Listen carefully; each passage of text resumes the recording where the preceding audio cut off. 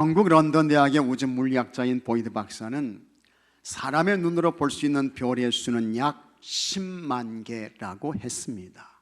그런데 전자망원경으로는 한 은하 안에서 2천억 개의 별을 볼 수 있다고 했습니다. 그리고 최신 망원경을 가지고 볼 수 있는 전체 우주 속의 별들의 수는 2천억 개의 약 1,000억 개를 더 곱해야 한다고 했습니다. 그러니까 이거는 굉장히 천문학적인 그와 같은 숫자인 것입니다. 또한 밤하늘에 이 반짝이는 별들은 여러분 10만 광년 전에 빛났던 빛이 오늘 우리에게 들어온 것이라고 합니다. 10만 광년 전에요. 1광년은 빛이 1년 동안 달린 거리입니다. 그러니 오늘 밤 별이 유난히도 밝게 반짝이네, 이 말은 여러분 사실은 거짓입니다. 10만 광년 전이에요. 천문학을 공부하고 연구하는 우주물리학자 보이드 박사는 그의 전공을 통해 하나님을 더 깊이 깨닫고 찬송가 79장 주 하나님 지으신 모든 세계, 이것이 자기의 신앙 간증이라고 했습니다. 우주는 엄청나게 커요. 굉장히 넓습니다. 그런데 여러분, 그 모든 것을 하나님께서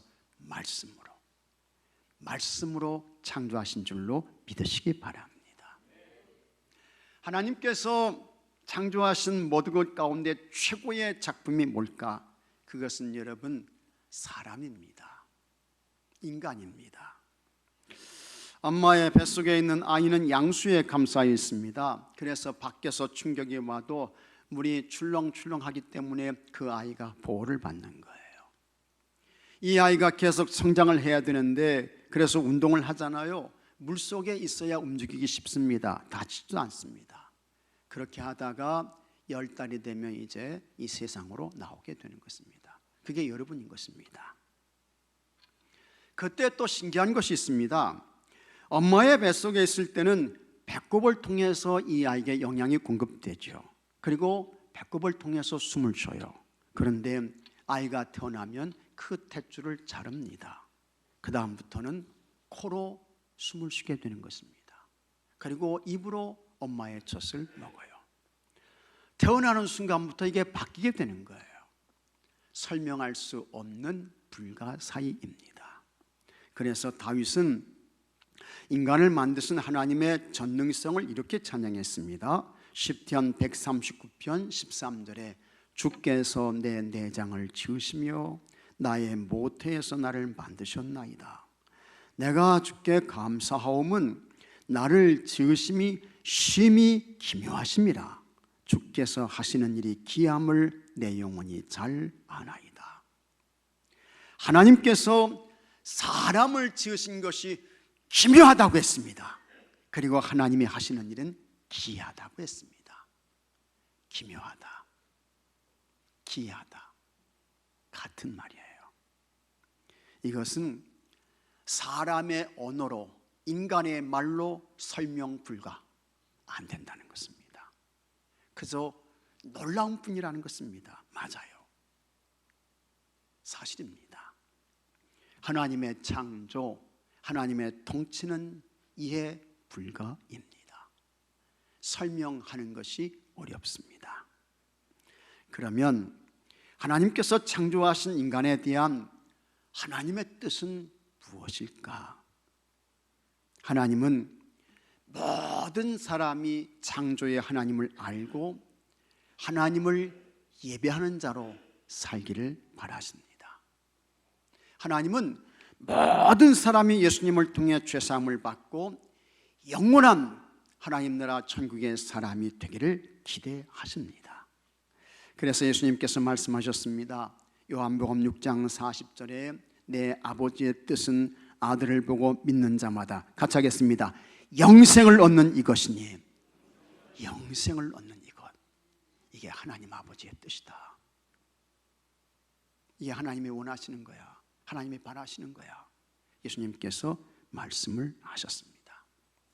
그리고 이와 같은 하나님 아버지의 뜻을 이루어 드리시기 위해 우리 예수님께서 하늘 영광의 보좌를 버리시고 이 땅에 찾아오십니다.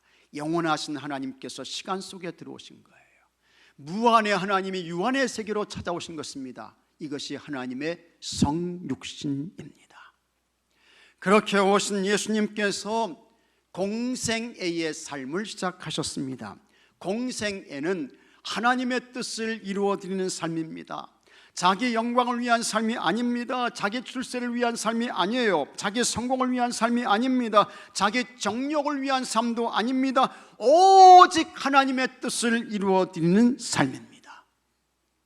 그래서 예수님께서 공생의 삶을 시작하시고 복음을 전하시는데 그때에 제일 먼저 하신 일이 있습니다. 예수님께서 제자들을 부르세요. 복음서를 보게 되면 제자들이 예수님의 부름을 받은 순서가 약간씩 다릅니다. 마태복음에서는 예수님께서 먼저 베드로와 안드레를 부르셨습니다. 그리고 야고보와 요한을 부르셨습니다. 마가복음에서도 예수님께서 제자들을 부르신 순서는 마태복음과 동일합니다. 그래서 저 갈릴리 해변에서 베드로와 안드레를 부르셨고 그 다음에 야고보와 요한도 부르십니다. 그때 저들이 그물과 배를 버려두고 예수님을 따라갔다고 했습니다. 누가복음에서는 제일 먼저 예수님의 부름을 받은 사람이 누구일까? 베드로였습니다. 그리고 누가복음에서는 이 베드로의 형제가 안드레였는데 안드레 이름은 안 나와요. 안드레 이름이 없어요. 그 다음에 야고보와 요한은 베드로의 동업자로 나옵니다. 예수님께서 저들을 사람을 취하는 자들로 부르셨습니다. 그런데 요한복음에서는요 그 순서가 완전히 다릅니다. 틀려요. 그래서 여기 35절에 또 이튿날 요한이 자기 제자 중 두 사람과 함께 섰다가 이렇게 말씀합니다. 여기 요한이 자기 제자 중 두 사람과 함께 섰다 했는데 여기 나오는 이 요한은 누굽니까? 이 요한은요 세례 요한이에요. 세례 요한. 세례 요한의 제자가 모두 몇 명이었는지는 성경에 나오지 않습니다. 그런데 이 세례 요한이 자기 제자 중 두 사람과 함께 섰다고 했습니다. 그 두 사람이 이제 누구냐 하는 것인데 먼저 40절 말씀 보게 되면 요한의 말을 듣고 예수를 따르는 두 사람 중 하나는 시몬 베드로의 형제 안드레라. 그러니까 이 세례 요한의 제자 가운데 한 사람은 누굽니까? 안드레예요. 안드레가 세례 요한의 제자였습니다. 그리고 두 사람이라고 했는데 그러면 한 사람은 누구냐? 이 한 사람은 요한인 것입니다. 요한은 요한복음에서 자기의 이름을 익명으로 기록했습니다. 그래서 세례 요한의 제자가 여기 안드레와 요한이었는데 어떻게 이들이 세례 요한의 제자가 되었을까? 어떻게 해요? 예수님이 오시기 전까지 이스라엘은 약 700년 이상을 외세의 침략과 억압을 받고 있었습니다. 그래서 여러분 주전 722년에 아수르라고 하는 나라에 의해서 북왕국 이스라엘이 망합니다. 그리고는 아수르 사람들을 사마리아로 이주시켜서 이 유대인들과 피가 섞이게 하는 것입니다. 그리고 주전 586년에는 바벨론에 의해 남왕국 유다가 망하지요. 그때 성전이 불탑니다. 또 성벽이 무너져요. 모든 성전의 기명들은 약탈을 당합니다. 수많은 사람들이 바벨론 나라에 포로로 끌려가게 되는 것입니다. 그러다가 주전 538년에 페르시아의 고레스 왕이 칙령을 내립니다. 그래서 이제 예루살렘으로 돌아가고 싶은 사람은 다 가라 해서 제1차 귀환이 있게 되는 것입니다. 그때부터 이제 이 이스라엘은 이 페르시아, 성경에서는 바사로 나옵니다. 이 나라의 통치를 받게 되는 거예요. 그리고 계속해서 헬라의 지배를 받았습니다. 이 헬라는 지금의 그리스인 것입니다. 그리고 주전 63년부터는 로마의 통치를 받게 되는 것입니다. 이렇게 이스라엘은 주변의 강대국들에게 수백 년 동안 지배와 통치를 받으면서 다 빼앗겼습니다. 다 잃어버렸습니다. 신음중에 있었습니다. 고통을 당했습니다. 어떠한 희망도 그들에게 보이지 않았습니다. 이스라엘 역사학자 요세푸스에 의하면 세례 요한이 활동하던 시기에, 세례 요한은 예수님보다 얼마 앞섰습니까? 6개월 앞선 사람이에요. 그 세례 요한이 활동하던 시대에 갈릴리 지역에는 204개의 촌락이 있었다고 했습니다. 그리고 각 촌락마다 15,000명의 사람들이 살고 있었다고 했습니다. 그러니까 전체 갈릴리 지역에 약 300만 명이 거주하고 있었습니다. 이런 이들에게 가장 어려운 것이 있었습니다. 많이 힘들고 어려운 것이 있었지만 그 가운데 최고는 세금 문제였습니다. 로마는 삭개오 같은 세리들을 고용해서 저들의 뒤를 봐주면서 엄청난 세금을 걷어갔어요. 그리고 세리들은 로마의 강력한 힘을 믿고 제 마음대로 세금을 거둔 후에 로마가 요구하는 일정한 약의 세금을 바치고 나머지는 다 자기들이 가졌습니다. 본인들이 다 축적을 한 거예요. 그런데 그때에 어느 누구 하나 나서서 공의를 외치는 사람이 없어요. 도움을 주는 사람이 없습니다. 그러니 사회적 상황이 곧 민심이 폭발할 일보 직전이었습니다. 이러한 때에 누가 나타나게 되는가? 세례 요한이 등장합니다.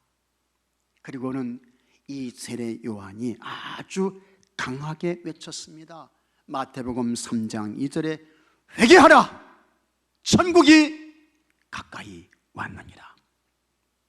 그 다음에 7절에는 엄청난 말씀도 합니다. 독사의 자식들아. 굉장한 이야기죠.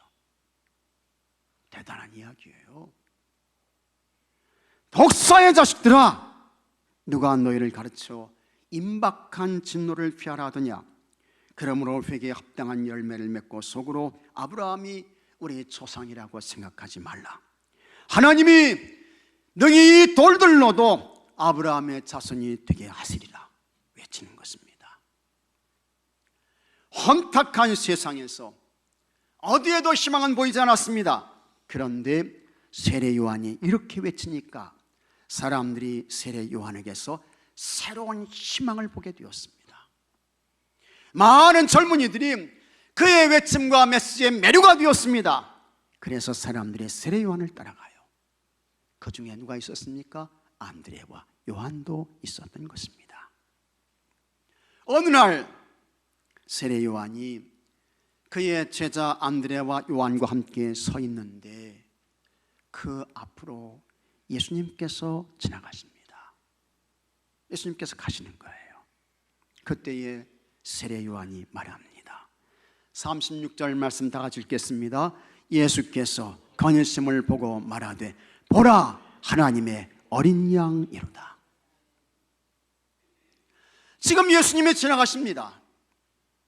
세례 요한은 안드레와 요한과 함께 서 있어요. 근데 그 지나가시는 예수님을 향해서 보라, 하나님의 어린 양이로다, 이렇게 말해요. 세례 요한이 예수님께 대하여 이런 말도 했습니다. 마태복음 3장 11절에 나는 너희로 회개하게 하기 위하여 물로 세례를 베풀거니와 내 뒤에 오시는 이는 나보다 능력이 많으시니 나는 그의 신을 들기도 감당하지 못하겠노라. 그는 성령과 불로 너희에게 세례를 베푸실 것이요. 심지어는 세례 요한이 예수님께 대하여 이런 이야기까지 합니다. 요한복음 3장 30절에 같이 읽겠습니다. 그는 흥하여야 하겠고 나는 쇠하여야 하리라. 아멘. 세례 요한이 자기는 그리스도가 아니라고 했습니다. 세례 요한은 예수님 앞에서 길을 닦는 사람이라고 했습니다. 나는 그 예수님의 신을 드는 것조차 감당할 수 없다고 했습니다. 나는 회개하기 위하여 물로 세례를 베풀지만 내 뒤에 오시는 분은 너무 능력이 많으신 분이신데 그분은 불과 성령으로 세례를 베푸실 것이라고 했습니다. 그러면서 이 세례 요한이 자기의 제자였던 안드레와 요한에게 나 따라오지 말아라. 저 예수님 쫓아가. 저 예수님 따라가. 저분의 제자가 되라 하면서 이 세례 요한이 안드레와 요한을 예수님께 가라고, 예수님 따르라고 이야기하는 것입니다. 참 이 세례 요한이 훌륭하죠. 자기 본분에서 이탈하지 않습니다. 자기가 가야 할 길에서 탈선하지 않아요. 쉽게 말하면 이런 것입니다. 안드레야, 요한아, 나는 너희들이 찾는 사람이 아니다. 나에게 해답이 있지 않아? 바로 저분이 하나님의 어린 양이야. 저분이 구원자야. 저분이 메시아야. 저분이 그리스도야.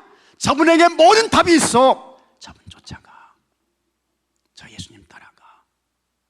가서 저 예수님의 제자가 돼 이야기하는 것입니다. 훌륭하죠. 이 이야기를 들은 두 제자 안드레와 요한이요, 뒤도 돌아보지 않고 예수님을 쫓아갑니다. 예수님을 따라가요. 그래서 37절에 두 제자가 그의 말을 듣고 같이 하겠습니다. 예수를 따르거늘, 예수를 따르거늘. 예수님을 쫓아가게 되는 거예요. 안드레와 요한이요. 조금 전까지만 해도 이 안드레와 요한이 세례 요한과 함께 서 있는데, 이제 그 안드레와 요한이 자기를 따라오는 거예요. 예수님을 쫓아오는 거예요. 뒤를 돌아보니까 그때 예수님께서 두 사람에게 말합니다. 38절에 무엇을 구하느냐? 예수님께 묻는 거예요. 왜, 무엇 때문에 나를 쫓아오냐? 그 이유와 목적을 물으신 것입니다. 로마를 정복하고 이 사회를 뒤집기 위해서 나를 따르냐? 그렇다면 그거 아니다. 난 혁명가가 아니야. 돌아가. 예수님께서 말씀하십니다. 아니면 이 악하고 불의한 세상에서 어떤 희망과 기대도 없으니까 그저 산이나 광야로 가서 수도사가 되기 위해 나 따르냐? 아니야. 나 수도사 아니다. 돌아가. 예수님 말씀하시는 거예요. 아니면 먹고 살기 위한 빵을 구하기 위해 나를 쫓느냐?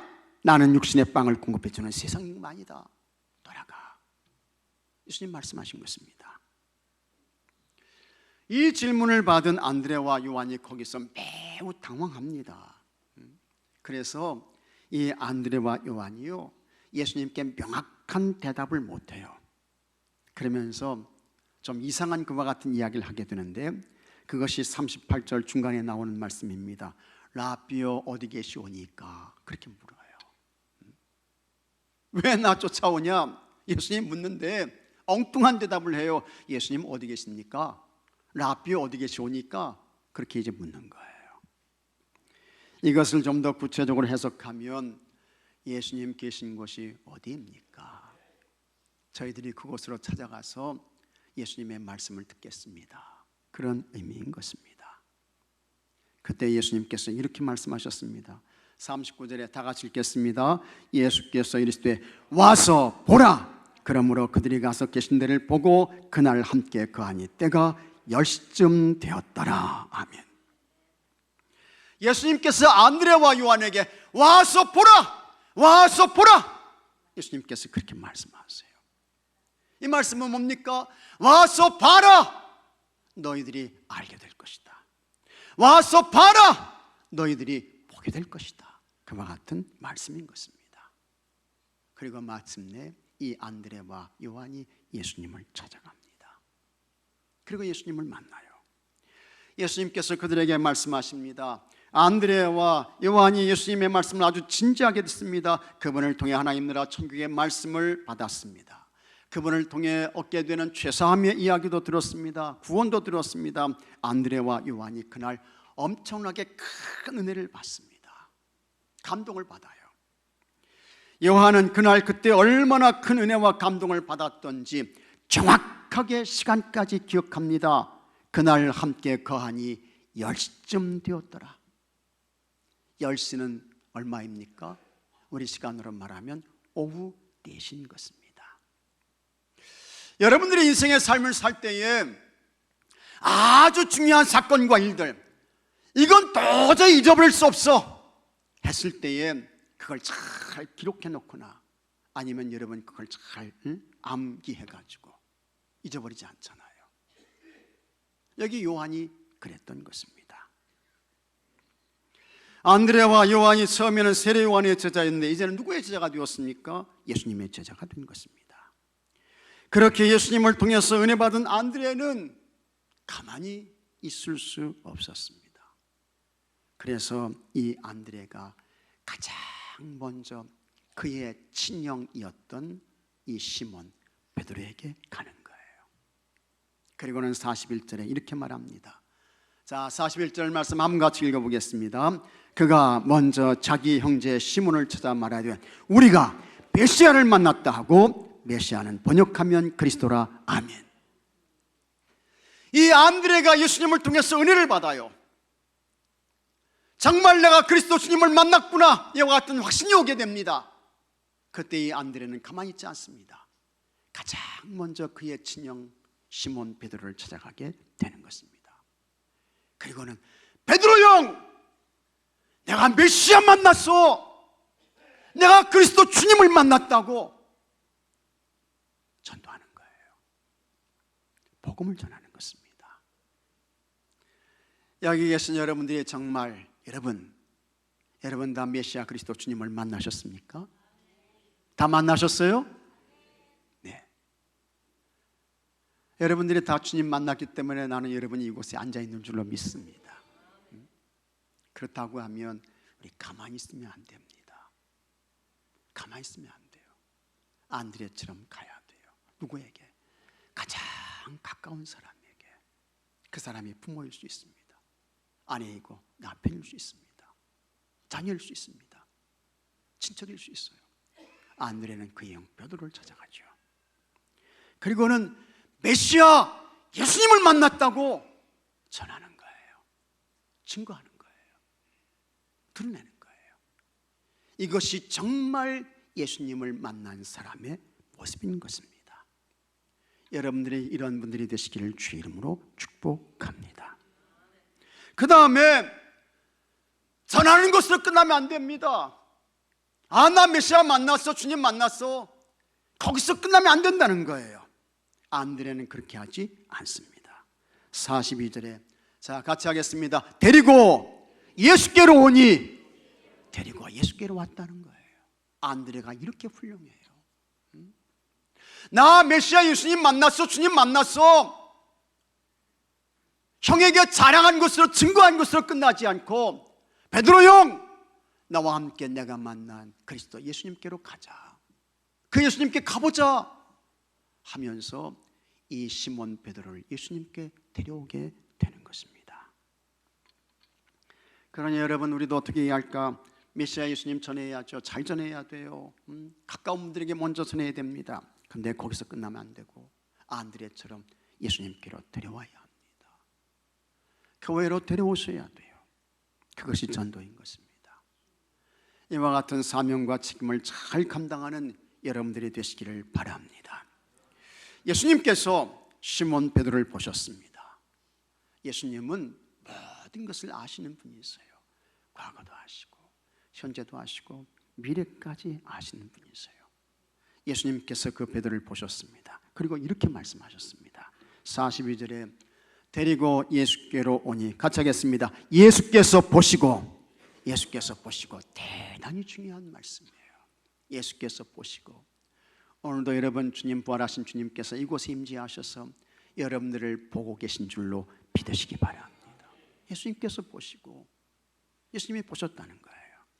이르시되 내가 요한의 아들 시몬이 장차 게바라 하시니, 게바는 번역하면 베드로라. 그리고는 예수님께서 이 시몬의 이름을 바꿔주십니다. 넌 시몬이었는데 이제부터는 시몬이 아니고 베드로다. 예수님께서 말씀하세요. 시몬의 뜻은 뭐냐? 시몬은요, 갈대입니다. 갈대. 이 갈대는 여러분 막 흔들리잖아요. 이 갈대는 막 왔다 갔다 하잖아요. 그 다음에 이 갈대는 그냥 쉽게 꺾이잖아요. 근데 여러분, 교회 안에서도 갈대 같은 신앙생활을 하시는 분들이 있어요. 왔다 갔다 한다고요. 마음이 그냥 바뀌는 거예요. 철마다 달라지는 거예요. 참 대하기 어렵습니다. 주님 기뻐하시잖아요. 근데 이 시몬이 그런 사람이었는데, 너는 지금부터 이제 시몬이 아니다. 넌 베드로야. 예수님께서 그 이름을 바꿔주십니다. 이 베드로의 뜻은 뭐냐? 같이 하겠습니다. 암석, 암석. 바위, 바위란 뜻이에요. 반석이란 뜻이에요. 이 암석 바위는 단단하죠. 부서지지 않죠. 비바람에 흔들리지 않습니다. 그래서 여러분들이 다 반석 같은 신앙의 사람들이 되시기를 주 이름으로 축복합니다. 이런 사람들이 주님이 칭찬하시는 사람이 되는 거예요. 이런 사람이 모인 교회가 부흥하게 되는 것입니다. 그런데 베드로가 이와 같은 사람이 되는데 결정적인 역할을 한 사람이 있습니다. 그게 안드레인 것입니다. 안드레가 베드로에게 예수님을 만났다고, 그리스도를 만났다고 전도해요. 그 다음에 이 안드레가 베드로를 예수님께 데려오는 거예요. 그러니까 안드레가 없었다고 하면 베드로도 없었던 것입니다. 굉장히 중요한 역할을 한 것입니다. 그래서 시몬이 베드로가 되고 구원받은 사람이 되고 죄사함을 받게 되고 예수님의 놀라운 제자가 되고, 베드로가 우리 교회의 역사에 있어서 엄청난 그와 같은 대단한 일들을 하는 것을 우리가 보게 되는 것입니다. 그러면 우리가 왜 예수님처럼 와서 보라고 하며, 예수님을 전하고 와서 보라고 하며 교회로 데려와야 할까? 인간에게 가장 본질적이고 중요한 문제가 있습니다. 그것이 뭐냐? 그것은 죄인 것입니다. 세상 모든 문제의 시작이 어디에 있습니까? 사회 구조일까? 문화일까? 교육입니까? 정치입니까? 아니에요. 사람들은 다 사회 구조가 잘못돼서, 정치를 잘못해서, 문화가 잘못돼서 다 그렇게 이야기를 하는데 아닙니다. 모든 문제의 뿌리는 뭐냐? 죄에 있는 거예요. 죄 때문에 그런 거예요. 여러분, 우리 인간에게 죄가 들어오니까 가인과 아벨은 형제였습니다. 그때에 하나님께서 이 가인의 제사는 안 받으세요. 그러니까 그 분노를 동생 아벨에게 막 쏟아내는 것입니다. 그래서 혈육이었던 동생 아벨을 가인이 쳐서 죽이게 되는 거예요. 남이 아닙니다.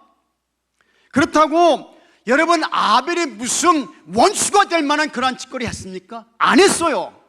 아벨은 다만 가축을 치는 그와 같은 사람으로 그 첫 새끼를 잡아서 하나님께 제물로 봉헌한 것, 그것이 전부인 것입니다.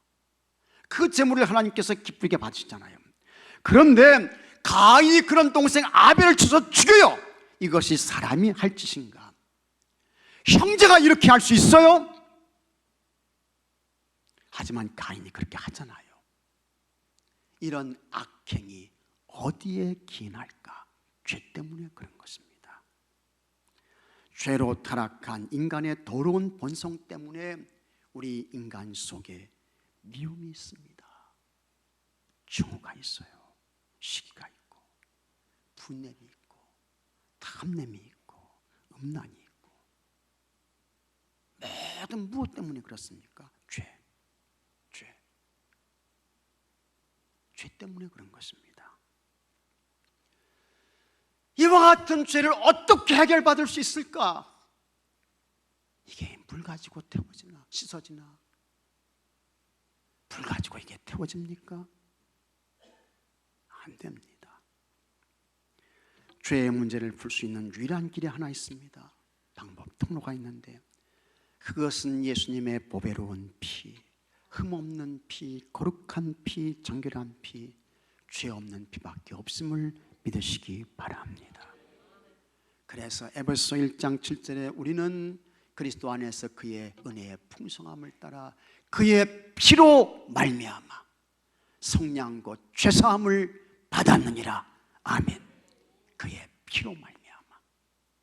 또 히브리서 9장 14절에는 하물며 영원하신 성령으로 말미암아 흠없는 자기를 하나님께 드린 그리스도의 피가 어찌 너희 양심을 죽은 행실에서, 우리 다 양심이 죽었어요. 죄가 들어옴으로 해서 다 죽었어. 다 죽었어요. 그런데 그리스도의 피가 어찌 너희 양심을 죽은 행실에서 깨끗하게 하고 살아계신 하나님을 섬기게 하지 못하겠느냐 했습니다. 예수님께서 이 세상에 오셔서 우리를 죄에서 해방시켜 주시기 위해서 여러분 십자가에서 죽으십니다. 거룩한 피, 흠없는 피, 죄 없는 피 흘려주시고 죽으시게 되는 거예요. 그래서 이 죄의 문제를 푸는 것은 예수님의 십자가가 유일한 열쇠인 것을 믿으시기 바랍니다. 유일한 열쇠예요. 안드레와 베드로가 예수님의 제자가 되었습니다. 요한도 예수님의 제자가 됐습니다. 3년 동안 저들은 예수님과 함께 했습니다. 예수님께서 십자가에 못 박히셨습니다. 예수님께서 사도 요한에게 어머니 마리아를 부탁합니다. 요한복음 19장 17절에 또 그 제자에게 이르시되 보라 내 어머니라 하신데 그때부터 그 제자가 자기 집에 모시니라. 이 제자는 사도 요한인 것입니다. 그래서 이 요한이 예수님의 어머니 마리아를 잘 모십니다. 돌아가실 때까지 에베소에서 그 언덕에 바다가 내려다 보이는 그곳에 집을 짓고 예수님의 어머니를 잘 섬겨요. 베드로와 안드레 그리고 요한은 오직 예수님의 십자가가 인간의 죄의 문제를 풀고 인간에게 구원의 길이 열려지게 한다는 것을 확실하게 보았습니다. 분명하게 믿었습니다. 그래서 그들은 모든 것을 바쳐서 메시아 예수님을 전했습니다. 그리스도 예수님을 증거했습니다. 저들은 예수님의 인정하시는 가장 거룩한 삶을 살았습니다. 순결한 삶을 살았던 것입니다. 여러분, 인생이란 우리가 원하는 대로 되는 것이 아닙니다. 내가 원해서 태어난 사람은 없습니다. 또 내가 오래 살고 싶다고 해서 오래 사는 것도 아닙니다. 도대체 인생이란 무엇일까? 우리는 어디로 가는 것일까? 사람은 왜 죽을까? 같이 하겠습니다. 죽음 후에는 어떻게 될까? 죽음 후에는 어떻게 될까? 인생은 죽음으로 끝나는 것일까? 우리가 사는 세상에는 길이 있습니다. 사람이 다니는 인도가 있습니다. 자동차가 다니는 차도 고속도로가 있습니다. 배가 다니는 바닷길이 있어요. 비행기가 다니는 항로가 있습니다. 기차가 다니는 철로가 있습니다. 그 길로 가야 돼요. 그것처럼 우리 인생에도 길이 있습니다. 길이 있습니다. 죄사함의 길이 있습니다. 구원의 길이 있습니다. 영생의 길이 있습니다. 하나님 나라 천국에 이르는 길이 있습니다. 그 길이 예수님인 것을 믿으시기 바랍니다. 사람들은 세상을 살면서 허기진 가슴에 돈으로, 성공으로, 명예로, 권력으로, 육신적인 사랑으로 채워지만 여전히 여러분 채워지지 않습니다. 그래서 수많은 사람들이 오늘도 스스로 죽잖아요. 허무와 빈손 앞에 탄식하고 있습니다. 우울증으로 잠을 자지 못하고 있습니다. 어린아이는 엄마의 품에 있을 때 가장 행복합니다. 제일 평안해요. 그것처럼 하나님께서 내신 인생은 예수님을 그리스도 주님으로 고백하며 예수님 품에 안길 때에 가장 행복합니다. 제일 평안합니다. 그 사람에게 죄사함이 있습니다. 구원이 있습니다. 영생이 있습니다. 하나님 나라 천국이 있습니다. 그래서 우리는 예수님처럼 담대하게 외쳐야 합니다. 와서 보라! 예수님께 오라고 말해야 합니다. 예수님께 오라고 외쳐야 합니다. 그리고 외치는 것이 끝이 아니고 예수님께로 데려와야 합니다. 교회로 데려오셔야 돼요. 그래서 여러분들이 예수님 전하고 증거한 사람, 교회로 데려온 사람, 그 사람들이 다 예수님을 만나고 그분들이 다 예수님의 말씀을 통해서 은혜 받고 예수님이 그리스도 주님으로 믿어지고 고백돼서 영원히 구원받고 영원한 하나님 나라 천국을 얻게 되고 이런 은혜와 축복이 있게 되기를 바랍니다. 다 같이 기도합시다. 아버지 하나님, 예수님께만 구원이 있습니다. 영생이 있습니다. 하나님 나라 천국이 있습니다. 그러므로 예수님께로 와야 할 줄로 믿습니다. 예수님께로 교회로 데려와야 할 줄로 믿습니다. 우리가 안드레아와 같은 사명 잘 감당케 해주셔서 우리 모두가 이 시대 영적인 안드레가 되어서 아버지 하나님이시여, 우리가 예수님을 전하고 증거한 사람, 하나님의 교회로 데려온 모든 사람들 다 구원을 받게 하시고 죄사함을 받게 하시고 영생을 얻는 은혜와 축복이 있어지게 하여 주시옵소서. 이와 같은 사명을 감당하는 교회와 성도들 되게 해 주시옵소서. 우리 주 예수 그리스도 이름으로 기도하옵나이다. 아멘.